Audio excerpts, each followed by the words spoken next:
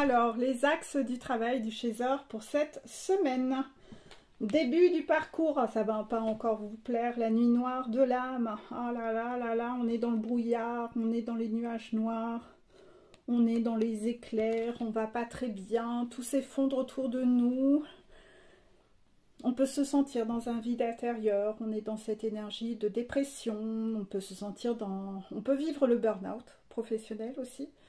Souvent, on passe par une épreuve un peu compliquée comme ça, hein. L'épreuve de la dépression, l'épreuve du burn-out. C'est un effondrement, c'est toute la vie.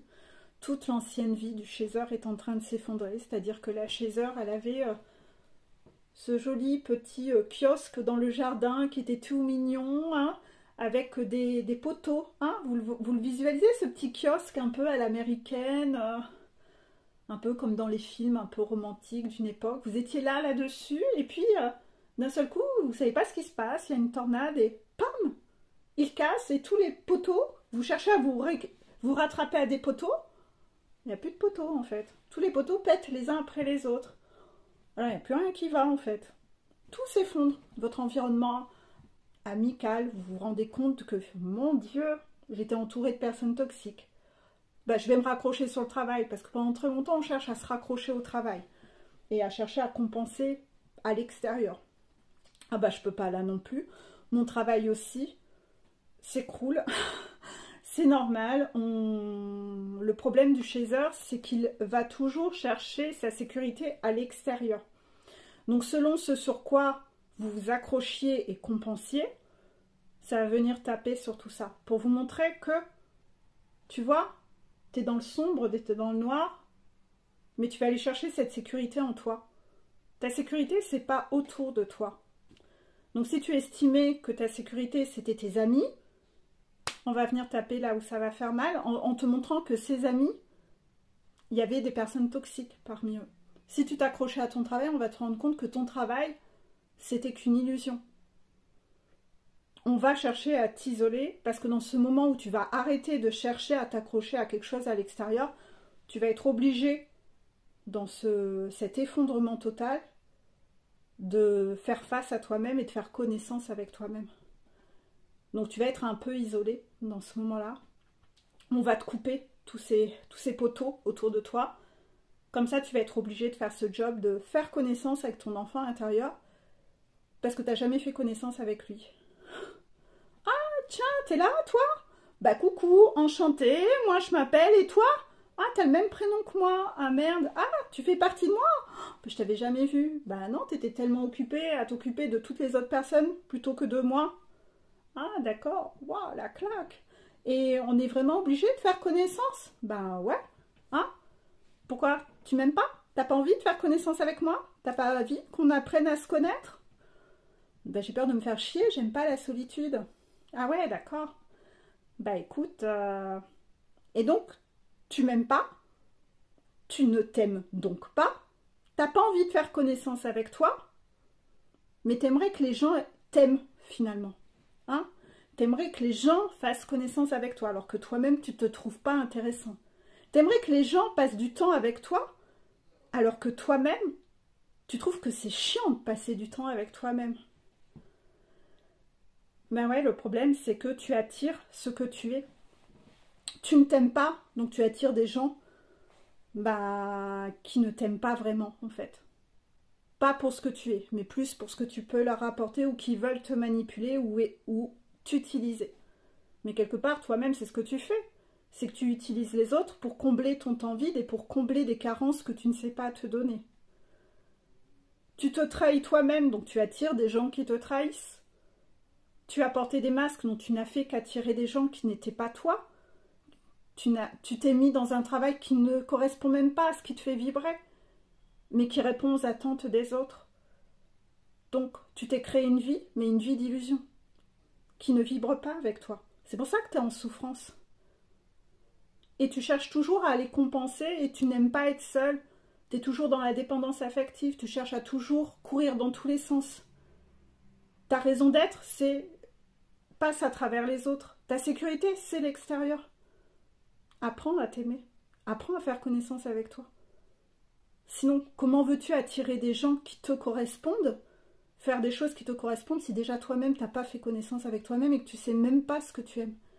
Parce que jusqu'ici, tu n'as aimé que ce que les autres voulaient que tu aimes. Va te rechercher, fais connaissance avec ton enfant intérieur, seul, donc on t'isole. Un arrêt maladie, un burn-out, une jambe cassée, un petit accident de moto. Tout sera bon pour que tu te forces à faire connaissance avec toi-même.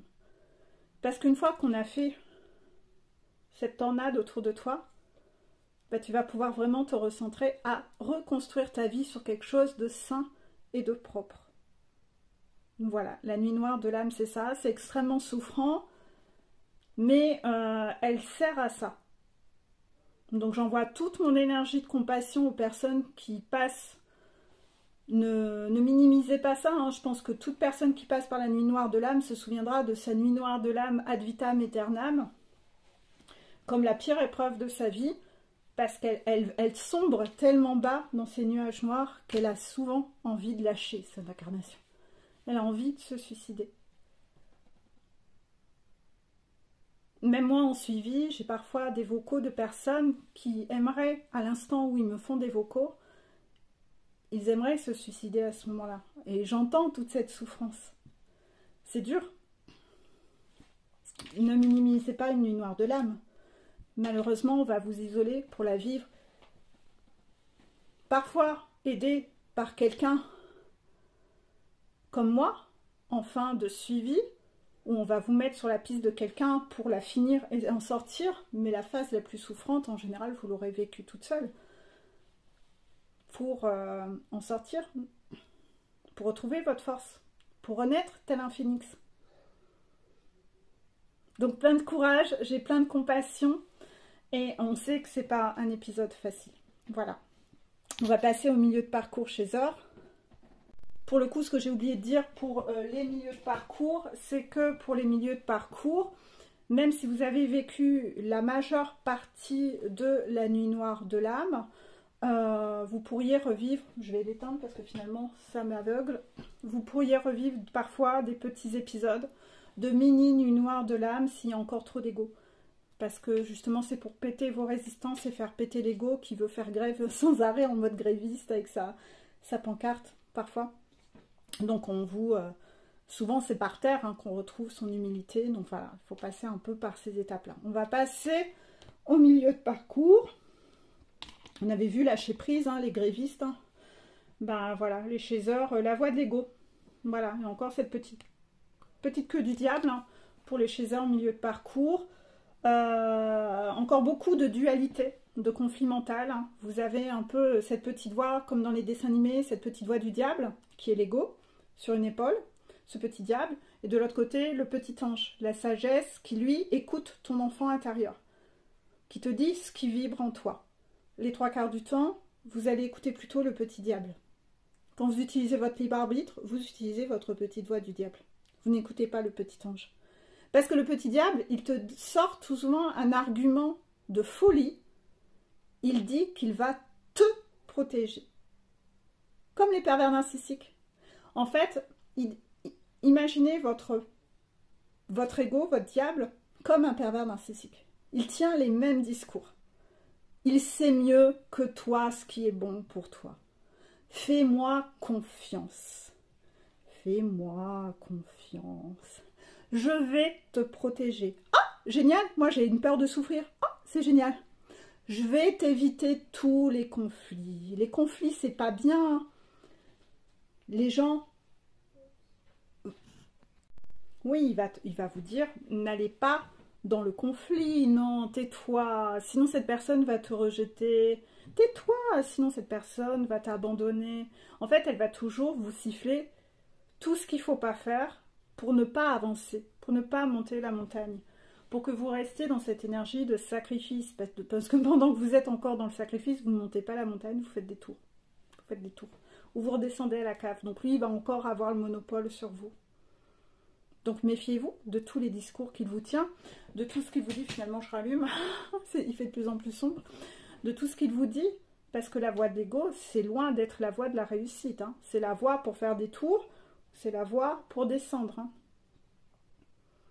C'est lui qui va aussi vous dire de continuer à porter des masques. Parce que si vous retirez vos masques, il va vous dire qu'on ne va pas vous aimer. Ben oui, parce que si vous portez des masques, vous ne pouvez pas monter la montagne, vous n'avez pas permission. Donc il va vous dire non, garde tes masques. Garde tes masques, sinon les gens ne t'aimeront pas. Reste dans les illusions. Reste dans le déni.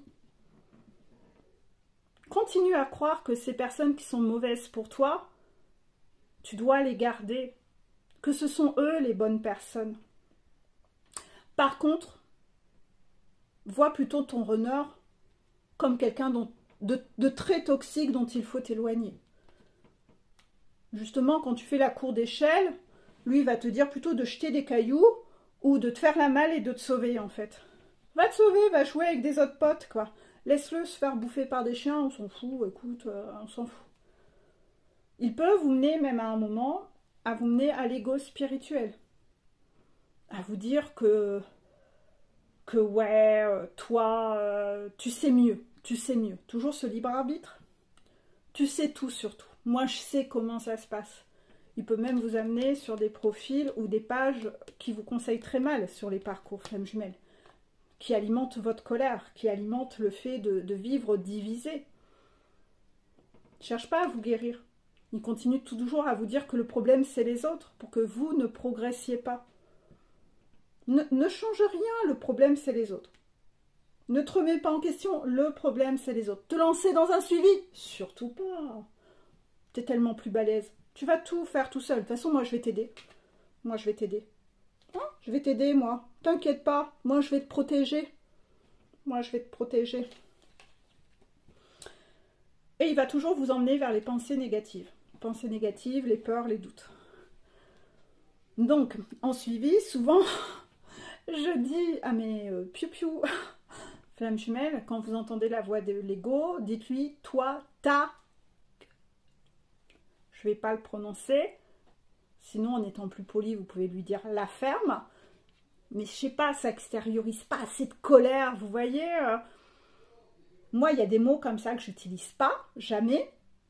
Mais avec l'ego, utilisez-le. Ça va vous libérer d'un truc, là. Défoulez-vous sur lui, là. Toi, dégage, là, arrête.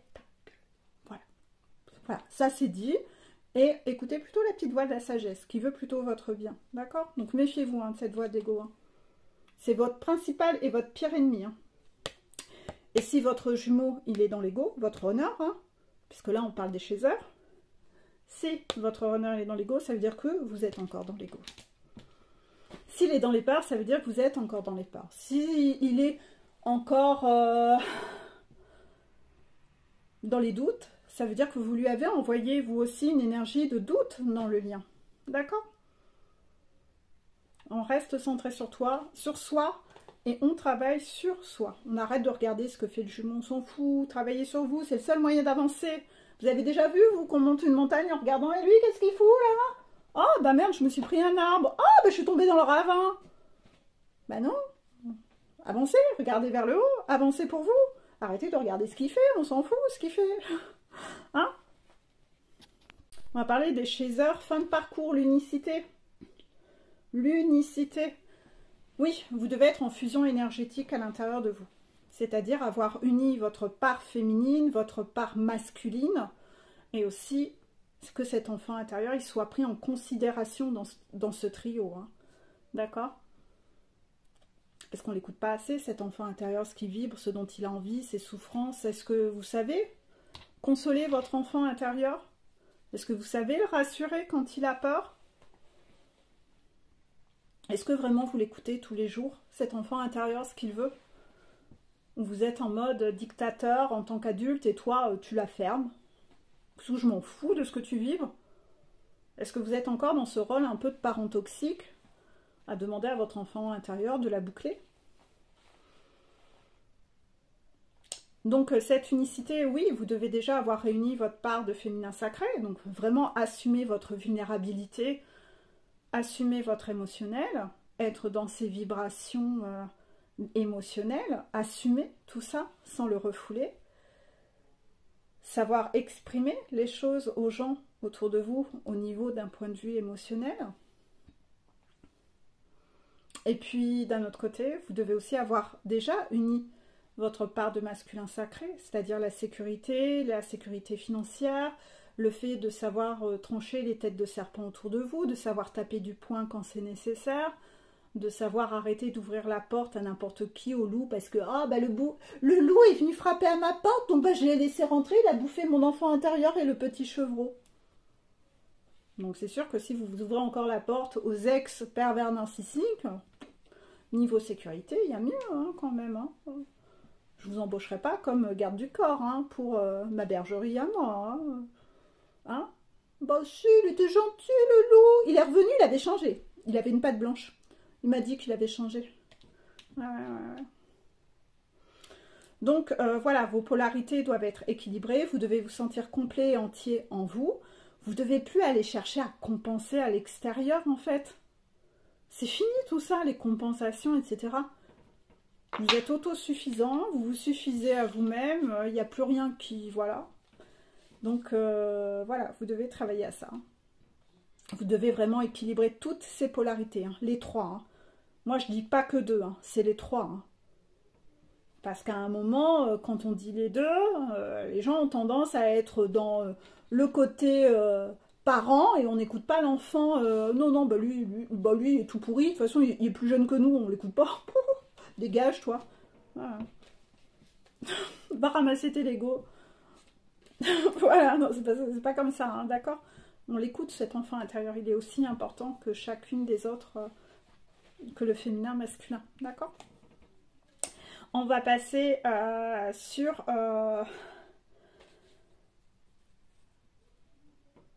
le message des guides, mais les guides rappellent que il n'y aura pas de négociation possible là-dessus. Là-dessus, quand vous serez unis, vous allez être testé pendant un moment sur cette phase d'accomplissement et de compensation. Sur comment vous gérez ça avec des défis. Est-ce que vraiment vous gérez ça toujours en étant aligné? Ce que je pense, je le dis et je le fais. Je ne suis pas en train de faire une prière. Et voilà. Vous arrêtez de chercher à compenser à l'extérieur. Vous arrivez, tout ça, c'est fini en fait. Vous êtes sorti de tout ça. Hein, et vous allez être testé pendant un moment là-dessus pour voir si vous êtes vraiment équilibré. Parce que si vous êtes équilibré une semaine et puis au bout de 10 jours, vous êtes de nouveau allongé par terre en train de taper des pieds. Il revient pas. Je suis pas bien, c'est pas juste. Non, ben là, ça veut dire que tu te suffis pas à toi-même. T'es pas en accomplissement du tout, là. Tu me fais quoi, là? Tu me fais quoi? Là, t'as plutôt cherché à me faire croire que t'étais en complétude. Mais là, vu ce que tu vibres, c'est pas très ok, hein. La patience, elle n'y est pas, là. Non, non, tu es encore dans un manque souffrant. Là. Voilà, donc vous allez être testé sur tout. Et bien sûr que tous les PN vont venir retaper pour voir si vous retombez encore dans le piège. Oh bah ouais, mais je supportais plus la solitude. Puis je suis repartie dans mon côté colchique dans les prés. Tout le monde est beau, tout le monde est gentil. Il m'a dit qu'il avait changé. Bah après tout, il m'a mis que 10 coups de poignard dans le dos. Hein. Peut-être qu'au 11e, il aura changé. Hein. Moi, je crois en la beauté de tout le monde. Tout le monde, il est beau. Tout le monde, il est gentil. Je l'ai regardé dévorer, mon petit chevreau, mon petit enfant intérieur. Ah oui, dis donc. Ouh là là. Ouh là là. Ouh là là. Ouh là là. On va en passer au message des guides. Donc, on a eu 2 cartes pour cette semaine. La première carte, message des guides. Mettez en place le chrono de la transformation qui a pour but de regarder le temps que vous mettez pour transformer un événement du présent en quelque chose de magique et de positif. Je répète, mettez en place le chrono de la transformation. Ce chrono, il a pour but de voir combien de temps vous mettez pour transformer un événement du présent en magie. Ça veut dire qu'au début, en général, toutes les choses qui se passent, tu les vis en mode drama queen. Tout est un drame. Pourquoi ? Parce que tes souffrances sont encore à vif. Donc il faut le temps d'accueillir l'émotion, de laisser sortir. Parce que si tu l'empêches de sortir, tu ne te nettoies pas, tu guéris rien. Donc il faut bien la laisser sortir, cette émotion, l'accueillir. Et puis, petit à petit, voilà, au bout de quelques jours, on se sent mieux. Petit à petit, ces événements vont être de moins en moins souffrants. Puis petit à petit, vous allez être dans cette énergie de dire tout est juste, s'il se passe ça, ça veut dire que il y a une raison, c'est fait pour me faire travailler quelque chose, c'est un défi, etc. J'ai foi, j'ai confiance, je lâche prise. Pas d'inquiétude, de toute façon, ma sécurité, elle est en moi. C'est pas grave, les solutions viendront à moi en temps voulu. Si ça devait se passer comme ça, je sais que mes guides sont là, c'est que ça devait se passer comme ça. C'est tout. Les solutions vont venir avec moi. J'arrête de me stresser. Donc à un moment, ce chrono de la transformation, il raccourcit à chaque fois. Vous ne faites pas moulinette dans la tête. Vous êtes plus ce masochiste qui se torture à longueur de temps parce que oh, je ne savais pas que ça allait se passer comme ça. Ça va se passer comment, quand, quoi? Dites-moi, envoyez-moi le scénario. Non. Vous décidez de plus vivre dans la souffrance. La souffrance, ça ne vous intéresse plus. Vous êtes cool, vous êtes détendu. Pas qu'il en soit ainsi, écoute. Donc voilà. Observez ce chrono de la transformation, parce que c'est en fonction de ce chrono qui raccourcit à chaque fois. C'est là où vous verrez que vous avancez. Et quand ce chrono, vous ne le mettez même plus en marche, c'est que vous êtes en haut de la montagne. C'est que c'est bon. Parce qu'il n'y a même plus de temps de transformation, c'est instantanément. Allez hop, il n'y a même pas une fraction de seconde. Voilà. Le deuxième message des guides. Il vaut mieux penser le changement que changer le pansement. Il vaut mieux penser le changement que changer le pansement.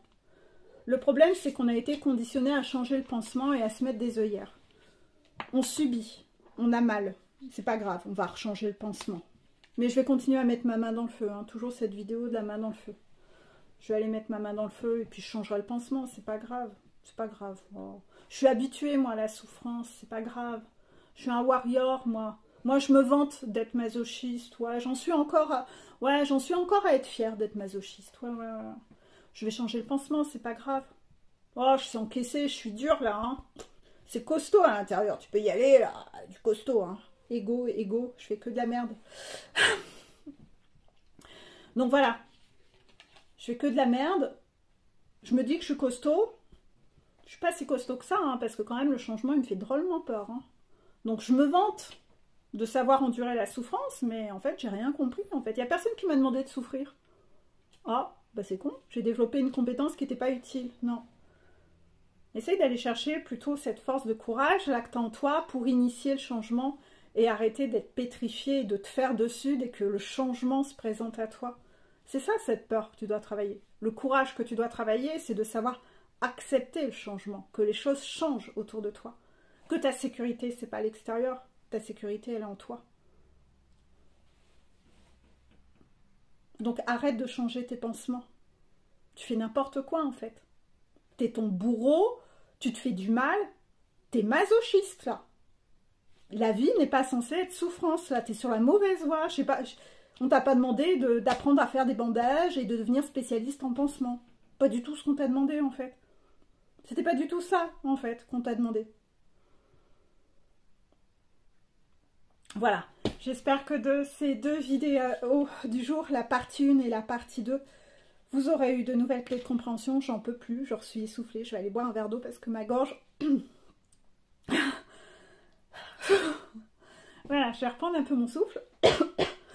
Et puis, je vous fais des gros bisous et on se dit à la prochaine vidéo. Sûrement demain. Sûrement demain. Parce que j'ai tellement une liste de vidéos et bah, comme je suis malade, je bouge pas ce week-end.